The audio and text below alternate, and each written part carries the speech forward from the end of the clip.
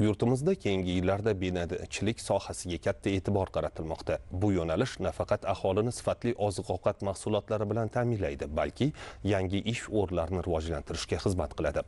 Jizzax viloyati Arnasoy tumanida ish boshlagan korxona tasarrufida bedanachilik va yovvoyi qushlarni parvarish qilishga mo'ljallangan yangi fabrika tashkil etildi. Yurtimizda yaratilayotgan har bir ish o'rni, qad ko'tarayotgan har bir korxona bu yangi O'zbekistonni rivojlantirish yo'lidagi muhim qadamlardan biri hisoblanadi. Ish faoliyatini boshlaganiga hali ko'p bo'lmagan ushbu korxonada bir necha turdagi tadbirkorlik loyihalari yo'lga qo'yilgan. Buning ortidan yuzlab mahalliy aholining bandligi ta'minlanmoqda. Joriy yilda aprel oyida bu korxona ishga tushirdik. 50 million dona baliq chavoqlarini yetishtirdik. Endi yana bir loyihani boshlaganmiz. Hozir parrandachilik yo'nalishida loyihamiz. Parrandachilik loyihasida hozir 30 mingdan ziyod parranda o'sha bedana fabrikasini tashkil qilishimizdan asosiy maqsad bu yerdagi mahalliy aholini ish bilan ta'minlash, go'sht, tuxum eksport salohiyatini ham rivojlantirish asosiy maqsad qilib qo'yilgan.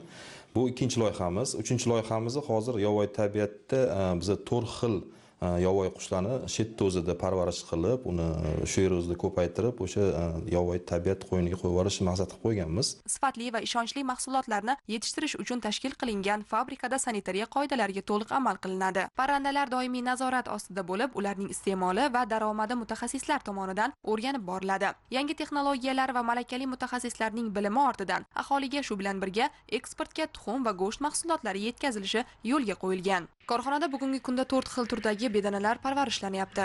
Yovvoyi qushlar uchun mo'ljallangan pitomniklarda tesarka, qirg'ovul va kaklik kabi mingga yaqin yovvoyi qushlar yetishtirilmoqda. Bular ortidan ovchilik va turizmni rivojlantirishga qaratilgan ishlar salmog'i yanada yuksalishi kutilmoqda.